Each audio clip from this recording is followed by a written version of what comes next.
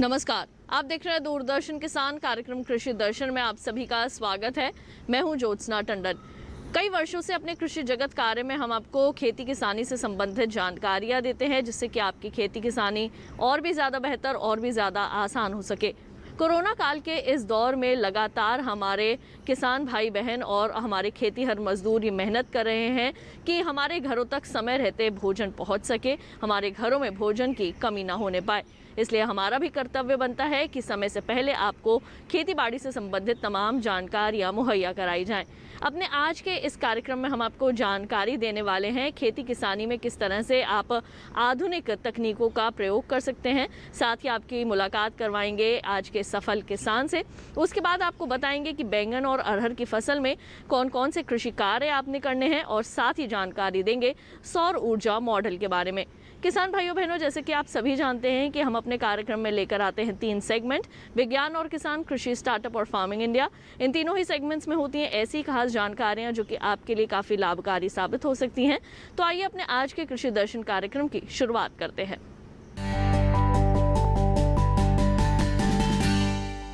आइए कार्यक्रम की शुरुआत करते हैं हमारे पहले सेगमेंट विज्ञान और किसान से। आर्टिफिशियल इंटेलिजेंस यानी कि कृत्रिम बुद्धिमत्ता आज जिंदगी के हर दौर में ये कामयाब है। हमारी ज़िंदगी के अंदर इसका बहुत बड़ा महत्व है और ख़ासकर अगर हम बात करें खेती किसानी की, तो आज खेती किसानी के क्षेत्र में भी ये हमारे काफ़ी काम आ रही है। इससे न केवल किसान भाई बहन फसलों को होने वाले नुकसान से बचा सकते हैं, बल्कि उपज भी ज़्यादा प्राप्त कर सकते हैं और इससे हमारी खेती और भी ज़्यादा लाभदायक और स्मार्ट खेती कहलाएगी। क्योंकि जैसे जैसे आप आधुनिक तकनीकों का प्रयोग खेती में करेंगे, आपका परिश्रम भी कम लगेगा, लागत में भी कमी आएगी और मुनाफा बढ़ेगा। आइए आपको इसके बारे में बताते हैं विस्तार से इस खास रिपोर्ट में।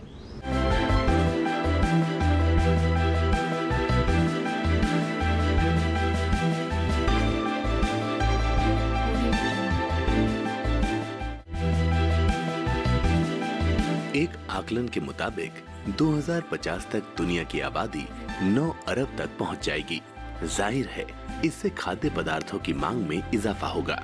इस मांग को पूरा करने के लिए कृषि उत्पादन में करीब 70% की बढ़ोतरी करनी होगी। विशेषज्ञों का कहना है कि अभी के हालात को देखते हुए 2050 में उत्पन्न मांग का सिर्फ 10% हिस्सा ही कृषि योग्य भूमि से मिल सकेगा। बाकी 90% मांग वर्तमान कृषि को सघन करके पूरी की जा सकती है। स्वाभाविक है कि इसके लिए खेती को ज्यादा कुशल बनाना होगा और उसे नई नई तकनीकों से जोड़ना होगा। खेती में मजदूरों का मिलना कम होता जा रहा है और जो भी मजदूर काम कर रहे हैं, उनकी मजदूरी निकालना किसानों के लिए मुश्किल होता जा रहा है। यही वजह है खेती में मशीनीकरण बढ़ रहा है। एक जमाना था जब खेती के ज्यादातर काम हाथ से होते थे। जुताई हो, निराई हो, सिंचाई हो या कटाई, हर काम पूरी तरह इंसानी मेहनत पर निर्भर था। फिर धीरे धीरे मशीनें बनने लगी। ट्रैक्टर, थ्रेशर और अलग अलग फसलों की बुआई और कटाई के लिए, यहाँ तक कि निराई गुड़ाई के लिए भी मशीनें मौजूद हैं। मृदा और फसल की निगरानी के लिए कंप्यूटर विजन और डीप लर्निंग का उपयोग करके ड्रोन बनाए जा रहे हैं। इनसे डेटा इकट्ठा करना आसान होता है। इसके अलावा मशीन लर्निंग का उपयोग करके कई मॉडल भी विकसित किए जा रहे हैं, जिनसे मौसम परिवर्तन जैसे पर्यावरणीय प्रभाव से फसलों को बचाया जा सकता है। कई स्टार्टअप भी कृषि क्षेत्र की सेवा में लगे हैं। PEAT ऐसा एप्लीकेशन है जिसमें मशीन का उपयोग कीटों और मिट्टी की बीमारियों का पता लगाने में किया गया है, जबकि ट्रेस जीनोमिक्स में मशीन लर्निंग का उपयोग मिट्टी की गुणवत्ता में गिरावट का पता लगाने के लिए किया गया है। एवेयर एक उपग्रह आधारित सिस्टम है जो मौसम की भविष्यवाणी और फसलों की स्थिति को जानने में उपयोगी है। फार्म शॉट्स भी उपग्रह पर आधारित सिस्टम है जो फसलों के स्वास्थ्य की निगरानी करता है, जबकि प्रॉस्पेरा फसलों को लगने वाले रोगों का अनुमान लगाने में मददगार है। कृषि रोबोट में ब्लू रिवर टेक्नोलॉजी खरपतवार को नियंत्रित करने में इस्तेमाल होती है। ये सिस्टम हर खरपतवार को चुन चुन कर नष्ट कर देता है, जबकि हार्वेस्टर क्रू रोबोटिक्स फसलों की कटाई में काम आता है। फार्म बोट एक तरह का स्वचालित सिस्टम है जिसमें भूमि की तैयारी से लेकर फसल की बुआई, निराई गुड़ाई और सिंचाई भी मशीनों के जरिए होती है। कृषि क्षेत्र में रोबोट और ऑटोमेटिक उपकरणों का इस्तेमाल डेयरी फार्म और ग्रीन हाउस में ही हो रहा है। यही वजह है कि हमारे देश में अभी इसका उपयोग बेहद कम है। खेती में स्वस्थ, निरोगी और गुणवत्तापूर्ण फसल हासिल करने के लिए उसमें रोग प्रबंधन करना बेहद ज़रूरी है। और जैसे कि हम सभी जानते हैं कि खरीफ फसलों में इस वक्त अरहर एक प्रमुख दलहनी फसल है और पूसा, अरहर, 16 जैसी कई किस्में ऐसी हैं जो कि कम अवधि में पकने वाली हैं और अभी इसकी बुवाई हमारे किसान भाई कर चुके होंगे, लेकिन अभी फ़िलहाल इसके अंदर शुष्क जड़ गलन रोग देखने को मिल रहा है। कैसे आप इस रोग का नियंत्रण कर सकते हैं, इसके बारे में जानकारी दे रहे हैं ICAR के कृषि वैज्ञानिक डॉक्टर ज्ञानेंद्र सिंह।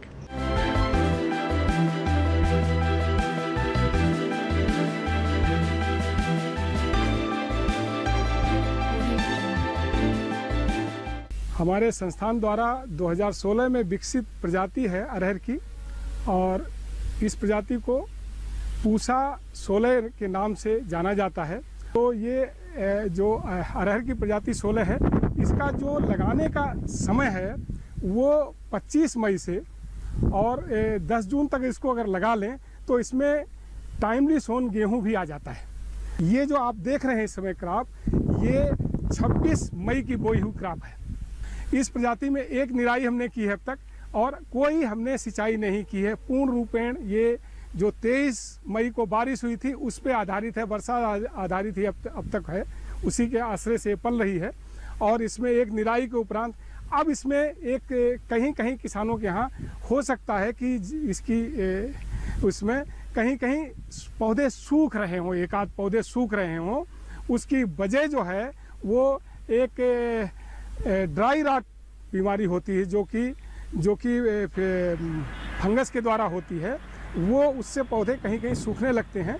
तो उससे बचाव के लिए उसमें इस समय हम क्या करते हैं कि एक लाइट इरिगेशन देते हैं, पानी देते हैं और उस पानी में बेविस्टिन का जैसे शिवालय पे एक वो होता है ना, एक एक बूंद पानी गिरता है शिवालय पे, ऐसे ही उस नाली में जहाँ से पानी का निकास हो रहा है वो हम नाली पे इस तरीके से रख देते हैं। तो इससे एक एक बूंद पानी गिरता रहता है और वो पानी के सहारे जड़ों तक में पहुंच जाता है, तो जिससे कि वो फंगस जो है उसका कंट्रोल हो जाता है और ये क्रॉप जहाँ पे जो ये प्रकोप होता है उससे बच जाती है। अच्छा, इसमें कुछ दिन बाद करीब करीब ये फसल जिस हिसाब से अभी चल रही है ये अक्टूबर में के उसमें प्रथम सप्ताह में कट जाएगी, तो जिससे कि टाइमली सोन व्हीट आ जाएगा, इसमें गेहूँ आ जाएगा, तो कोई दिक्कत नहीं होगी।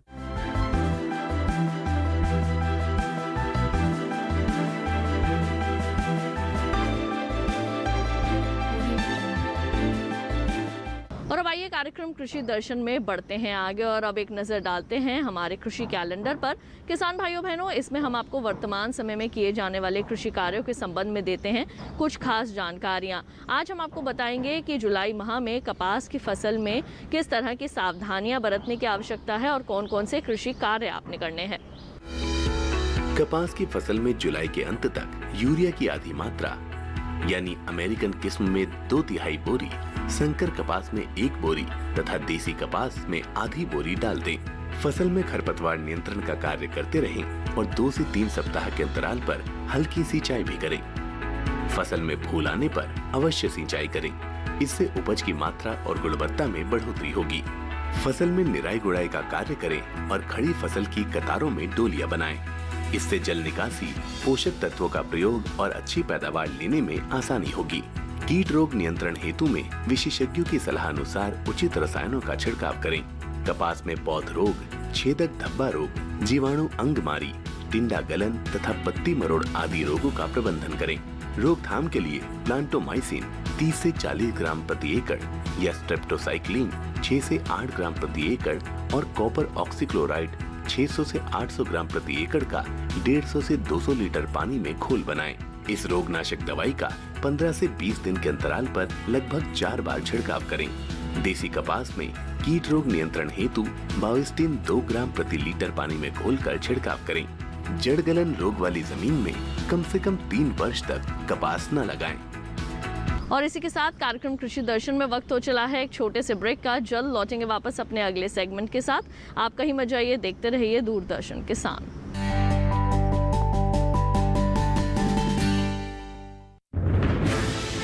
कोरोना वायरस के खतरे से बचते हुए फसल की कटाई, बिक्री, खरीद, नई फसल की जुताई और बुआई सुरक्षित हो सकती है अगर हम लगातार हाथों को साबुन और साफ पानी से नियमित अंतराल पर धोते रहें। नाक, मुंह को मास्क, गमछे या कपड़े से ढक कर रखें। आंख, कान, नाक, मुंह न छुएं। आपस में 2 गज की दूरी बनाए रखें। मास्क और 2 गज की दूरी के मंत्र को अभी हमें छोड़ना नहीं है। फसलों की बुवाई एवं कटाई करते समय आपस में कम से कम 2 गज की दूरी बनाए रखें। फसल की कटाई करने के बाद छोटे छोटे ढेरों में इकट्ठा करें। कृषि के औजारों की समय समय पर सफाई करें। एक दूसरे के साथ औजारों की अदला बदली न करें। श्रमिकों के शौचालयों और हाथ धोने की जगह की ठीक से सफाई जरूरी है। बुआई, कटाई एवं मड़ाई के दौरान इस बात का ध्यान रखें कि इन स्थानों के आसपास कोई थूके नहीं। कंबाइन, हार्वेस्टर, थ्रेशर, जुताई और बुआई की मशीनों को इस्तेमाल से पहले साफ करें। मशीनों के इस्तेमाल से पहले और इस्तेमाल के बाद हाथ साबुन से साफ करें। वाहनों, बोरियों, थैलियों और पैकिंग के दूसरे सामान की साफ सफाई पर भी खास ध्यान दें। खरीद केंद्र पर आने से पहले किसानों एवं श्रमिकों की जांच। खरीद केंद्रों पर भीड़ न लगाएं एवं किसानों को बारी बारी से बुलाएं। गोदामों पर खरीदी हुई फसल को लेने में शीघ्रता करें ताकि किसानों एवं श्रमिकों को रुकना ना पड़े। कोरोना के खतरे से बचाव और अधिक जानकारी के लिए आरोग्य सेतु ऐप डाउनलोड करें। देश में खाद्य सुरक्षा के ये सिपाही भोजन की निरंतर उपलब्धता को सुनिश्चित करते हैं। किसान स्वस्थ रहें तभी हम कोरोना वायरस से जीत पाएंगे, आगे बढ़ पाएंगे। किसान सबल, देश प्रबल।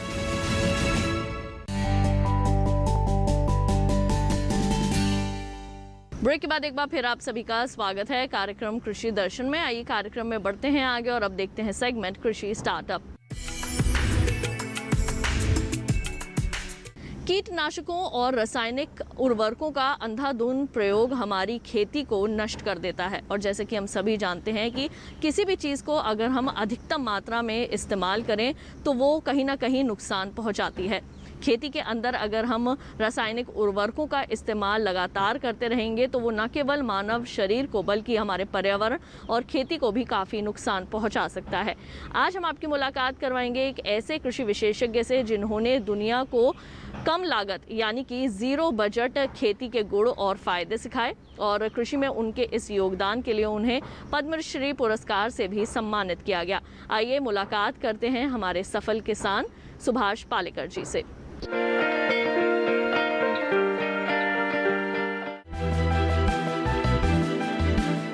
सुभाष पालेकर एक भारतीय कृषक एवं कृषि विशेषज्ञ हैं। इन्होंने शून्य बजट प्राकृतिक कृषि का आविष्कार किया है और ऐसी तकनीक विकसित की है जिसमें कृषि करने के लिए न ही किसी भी रासायनिक कीटनाशक का उपयोग किया जाता है और न ही बाजार से अन्य औषधियां खरीदने की आवश्यकता पड़ती है। इन्होंने भारत में इस विषय पर कई कार्यशालाओं का आयोजन किया है। सुभाष पालेकर का जन्म वर्ष 1949 में भारत में महाराष्ट्र के विदर्भ क्षेत्र में बेलोरा नाम के एक छोटे से गांव में हुआ था। इन्होंने नागपुर से कृषि विषय में स्नातक की डिग्री प्राप्त की। कॉलेज की शिक्षा के दौरान वो सतपुड़ा आदिवासी क्षेत्र में जाकर उनकी समस्याओं के बारे में आदिवासियों के साथ काम करते थे। पढ़ाई के बाद वर्ष 1972 में वो अपने पिता के साथ कृषि करने लगे। उनके पिता एक किसान थे, लेकिन कॉलेज में रासायनिक कृषि सीखने के बाद इन्होंने भी रासायनिक कृषि करना शुरू किया। वर्ष 1986 से 88 के दौरान सुभाष पालेकर ने जंगली वनस्पतियों का अध्ययन करना शुरू किया। तब इन्होंने पाया कि जंगलों में एक स्विकसित, स्वपोषित और पूरी तरह से आत्मनिर्भर प्राकृतिक व्यवस्था विद्यमान है। जंगलों में एक पारिस्थितिकी तंत्र है जिन पर वनस्पतियों का विकास होता है। उन्होंने प्राकृतिक व्यवस्था का अध्ययन किया और वर्ष 1979 से 1995 के दौरान जंगल की उन प्राकृतिक प्रक्रियाओं का अपने खेत पर परीक्षण करके देखा। इन 6 वर्षों के शोध कार्य के दौरान उन्होंने 154 अनुसंधान परियोजनाएं पूर्ण की। इसके बाद सुभाष पालेकर ने शून्य बजट प्राकृतिक कृषि की तकनीक आरंभ की, जिसका प्रचार उन्होंने कार्यशालाओं, सेमिनार के माध्यम से किया और इस विषय पर मराठी, हिंदी, अंग्रेजी, कन्नड़, तेलुगु और तमिल भाषाओं में अपनी पुस्तकें लिखी और भारत भर में किसानों के द्वारा स्थापित कृषि के हजारों मॉडल भी विकसित किए। सुभाष पालेकर का अधिकतर समय किसानों के प्रशिक्षण शिविर में बीतता है। ये किसानों को निःशुल्क कृषि प्रशिक्षण भी देते हैं। पिछले 20 सालों से लगातार शून्य लागत प्राकृतिक कृषि की खेती का प्रशिक्षण देने सिर्फ देश ही नहीं बल्कि विदेशों में भी जाते रहे हैं। आज इस पद्धति को अपनाकर लाखों लोग बिना लागत के खेती से अपनी आय बढ़ाते हुए मुनाफा कमा रहे हैं। सुभाष पालेकर ने शून्य बजट प्राकृतिक कृषि को विकसित कर कृषि के क्षेत्र में काफी बड़ा योगदान दिया है। इनके इस प्रयास से खेती को नई दिशा तो मिली ही है, साथ ही इन्होंने किसानों को भी प्रोत्साहित किया है। प्राकृतिक कृषि को बढ़ावा देकर इन्होंने कृषि को और भी मजबूती दी है।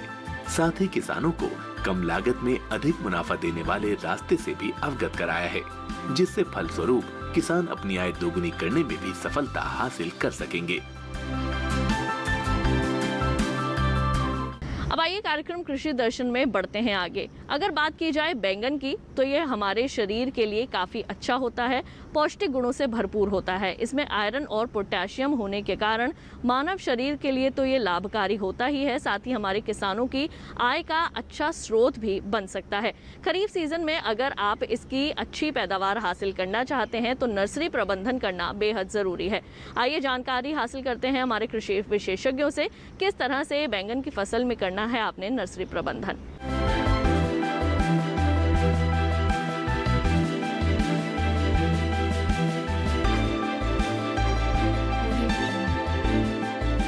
मसाला निर्वाचन ऐसी जगह पे करें जहाँ पे काफ़ी मात्रा में धूप आता है, छाया ना रहे और पानी ना जमे। पहले जो चीज़ हमें ध्यान देना चाहिए, हमें सटीक जात निर्वाचन या सटीक वैरायटी हमें कौन सा लगाना चाहिए। संस्था ने बहुत अच्छे किस्में भी निकाले, जैसे हम हाइब्रिड की बात करते हैं, जो लंबा हाइब्रिड है, पूसा हाइब्रिड 5 है, पूसा हाइब्रिड 20 है, और गोल की हाइब्रिड की बात करते हैं तो पूसा हाइब्रिड 6 है, पूसा हाइब्रिड 9 है, और ओपी वैरायटी जो ओपन पॉलिनेटेड वैरायटी जिसमें अब लंबा में जैसे पूसा श्यामला है, पूसा कौशल है, पूसा क्रांति है। बीज शोधन करने के लिए जो किसान भाई इनऑर्गेनिक या ऑर्गेनिक खेती करना चाहते हैं उसके लिए मैं बताऊंगा 2 ग्राम कैप्टन प्रति किलो बीज में उसको 15 से 20 मिनट कभी अच्छी तरह मिक्स करके उस छाया में रख दे। और जो ऑर्गेनिक खेती करना चाहते हैं वो ट्राइकोडर्मा विरिडी से भी अपने बीज को शोधन कर सकते हैं। बीज शोधन करने के बाद आप जो नर्सरी का तैयारी कैसे करें, और नर्सरी बेड का जो लंबाई होना चाहिए कम 3 मीटर और उसका जो चौड़ाई है 60 से 1 मीटर भी होना चाहिए, और दोनों जो बेड है उसके बीच में 60 से 1 मीटर की दूरी होना आवश्यक है, जिसमें आप अंतर्वर्ती जो परिचर्या आप कर सकते हैं उसके लिए आपको सुविधा होगा। अभी और जो नर्सरी बेड का जो लंबा जो उच्चता जो होना चाहिए वो कम से कम 15 से 20 सेंटीमीटर होना चाहिए। और इसके बाद 5 किलो गोबर की खाद में 1 किलो ट्राइकोडर्मा विरिडी कम से कम 10 से 15 दिन पहले अच्छी तरह आप मिक्स करके उसको छाया में रख दें, जहाँ पे आप बाद में वो जो मिक्सचर है उसको आप अच्छी तरह आप मिट्टी में मिला सकते हैं। और इसके लिए आपको जो सड़े गोबर की खाद और ट्राइकोडर्मा का जो मिक्सचर है उसको अच्छी तरह मिला दे और अपने बेड को लेवलिंग कर दे। इसके बाद अब हाथों से या कहीं भी छोटा सा लकड़ी से आप लाइन खींचे। और एक चीज़ ध्यान देना चाहिए, जो लाइन की जो गंभीरता है या तो 2 से 3 सेंटीमीटर से ज़्यादा होना नहीं चाहिए, और 2 जो लाइन है उसके बीच में 5 से 6 सेंटीमीटर दूरी होना चाहिए। अभी लाइन खींचने के बाद आप बीज को अच्छी तरह बुआई कर दे। बिजाई होने के बाद आप सूखी घास से अपने बेड को अच्छी तरह ढक दे और उसमें फुहारा से अच्छी तरह पानी दे दे। और 4 से 5 दिन बाद ही आप देखेंगे पौधा आना शुरू हो जाता है, जर्मिनेशन शुरू हो जाता है। और जर्मिनेशन होने के तुरंत बाद ही आप जो घास है उसको हटा दीजिए और 2 ग्राम कैप्टन 1 लीटर पानी में मिलाकर उसको अच्छी तरह ड्रेंचिंग कर दे। और इसके बाद गुड़ाई भी कर दे, जिसमें पौधा की अच्छा ग्रोथ बनी रहे। कम से कम 30 से 35 दिन बाद आप देखेंगे अब पौधा अब तैयार हो जाता है।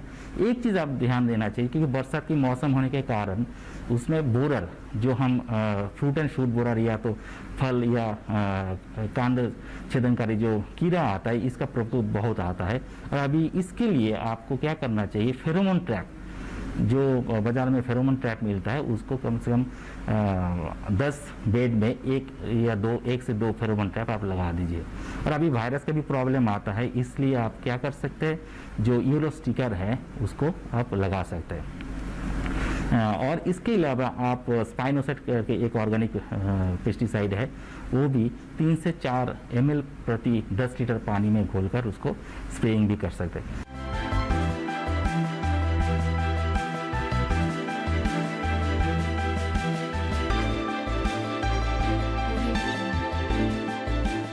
तो अभी आपने जाना किस तरह से आपने बैंगन की फसल में नर्सरी प्रबंधन करना है। इसके साथ ही हमारे कार्यक्रम कृषि दर्शन में वक्त हो चला है एक और छोटे से ब्रेक का। जल्द लौटेंगे वापस अपने अगले सेगमेंट फार्मिंग इंडिया के साथ।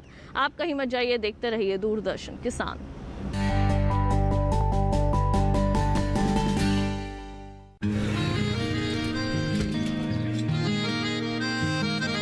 क्या बात है भाई, आजकल तो काफी खुश नजर आ रहे हो। क्यों ना हो, अब मैं ऑर्गेनिक खेती जो कर रहा हूँ ये पूरा प्राकृतिक है, ऑर्गेनिक है। इसमें हमारे खेत, हमारी फसल और हमारी जेब सब फायदे में होते हैं और इसमें लागत भी कम है।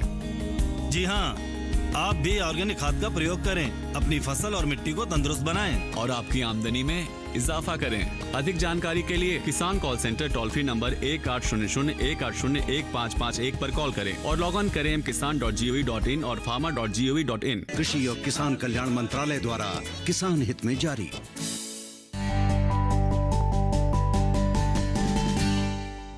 ब्रेक के बाद एक बार फिर आप सभी का स्वागत है कार्यक्रम कृषि दर्शन में। आइए कार्यक्रम में बढ़ते हैं आगे और अब देखते हैं सेगमेंट फार्मिंग इंडिया। आइए बढ़ते हैं आगे और आपको बता दें कि केंद्रीय मंत्रिमंडल ने पशुपालन और डेयरी विभाग की योजनाओं के अलग अलग घटकों के लिए संशोधन को मंजूरी दे दी गई है। इसके लिए 54,618 करोड़ रुपए का निवेश हुआ है, जिसके लिए विशेष पशुधन पैकेज को स्वीकृति मिली है।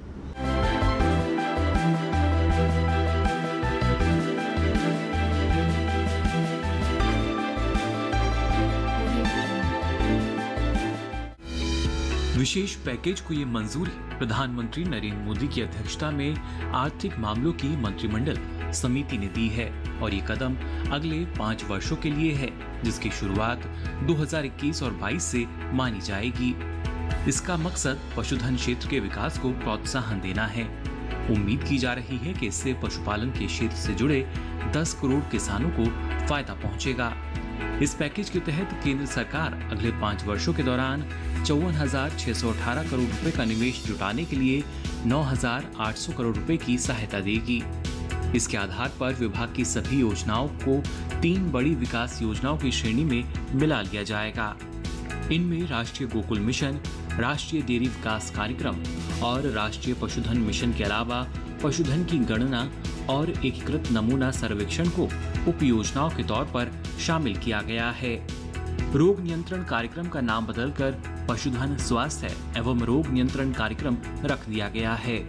इसमें मौजूदा पशुधन स्वास्थ्य और रोग नियंत्रण तो है ही, राष्ट्रीय पशु रोग नियंत्रण कार्यक्रम और अवसंरचना विकास निधि को भी शामिल कर लिया गया है। इतना ही नहीं, पशुपालन अवसंरचना विकास निधि और डेयरी अवसंरचना विकास निधि को भी आपस में मिला दिया गया है। डेयरी सहकारिता और दुग्ध उत्पादन में लगे किसान उत्पादक संगठनों को भी इस श्रेणी में शामिल कर लिया गया है। आइए कार्यक्रम कृषि दर्शन में बढ़ते हैं आगे। आपको बता दें कि हमारे किसान भाई बहन अब केवल खेती तक ही सीमित नहीं रह गए हैं, बल्कि टेक्नोलॉजी के क्षेत्र में भी आगे बढ़ रहे हैं। कई तरह की ऐसी ऐप्स भी लॉन्च की गई हैं, जिसकी मदद से आप घर बैठे अपने मोबाइल में ही कृषि जगत से जुड़ी तमाम जानकारियां हासिल कर सकते हैं। आज हम आपको जानकारी देने वाले हैं किसान सुविधा मोबाइल ऐप के बारे में, जिसके माध्यम से आप न केवल मौसम पूर्वानुमान की जानकारी हासिल कर सकते हैं, बल्कि कृषि विशेषज्ञों से भी बात कर सकते हैं। आइए इस ऐप के बारे में जानते हैं विस्तार से। किसान सुविधा मोबाइल ऐप एक बहुआयामी मोबाइल ऐप है जो किसानों को खेती किसानी संबंधित सभी जानकारियों के साथ साथ सशक्तिकरण भी प्रदान करता है।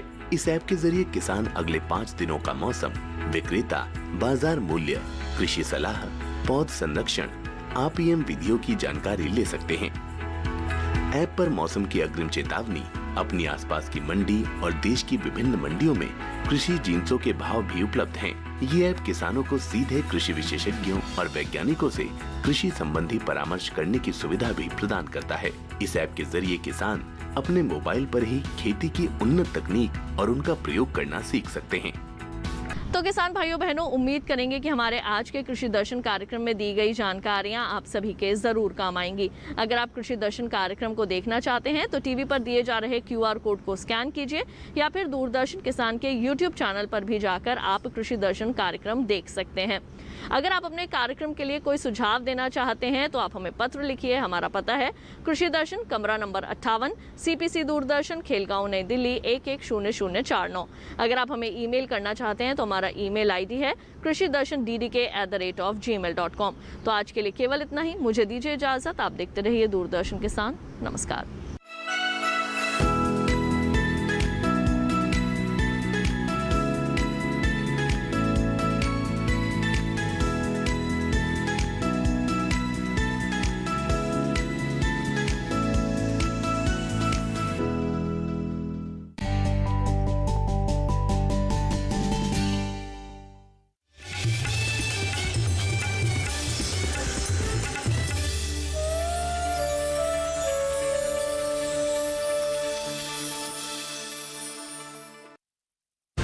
साथ तिरंगा है, ये विजय का उद्घोष है।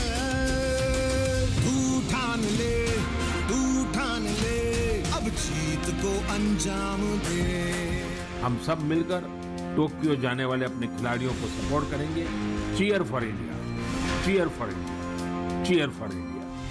वहाँ एथलीट्स दम लगाएंगे, आप यहाँ से हौसला बढ़ाओ। Cheer for India. जानेंगे क्या है किसानों का हाल। हम पहुंचेंगे आपके गांव। मिलेगा सरकारी योजनाओं का ज्ञान। जब लगेगी चौपाल, देखिए चौपाल चर्चा, सोमवार से शुक्रवार सुबह 9 बजे सिर्फ दूरदर्शन किसान पर। वजन में कमी आना, अधिक भूख और प्यास लगना, आंखें कमजोर होना, बार बार पेशाब और जल्दी थकावट होना है ब्लड शुगर बढ़ने के लक्षण। डायबिटीज से जुड़े हर सवाल पूछिए इस शनिवार देश के मशहूर मधुमेह विशेषज्ञों से। डायबिटीज यानी मधुमेह, लक्षण, कारण और बचाव। स्वस्थ किसान लाइव इस शनिवार शाम 6 से 7 बजे। मैं हूँ श्रुति पनवर और हमारे साथ है किसान मित्र फेमस लाल और साथ में डिजिटल दीदी, और हम लोग किसान बहन भाइयों के लिए लेकर आ रहे हैं छटाक भर खुशी में। इसमें बात होगी कृषि के बारे में और मुलाकात होगी ज्ञान, विज्ञान और कला के क्षेत्र में मशहूर हस्तियों से, और कराएंगे आपको भारत के खूबसूरत जगहों की सैर, और उठेगी यहाँ गीत संगीत की लहर, क्योंकि सबके लिए है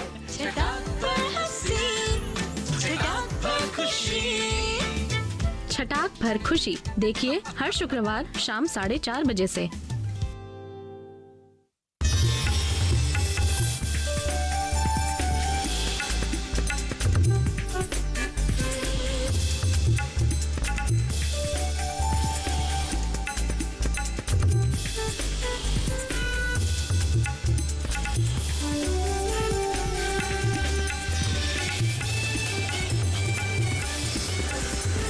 डीडी किसान, बदलते भारत की शान।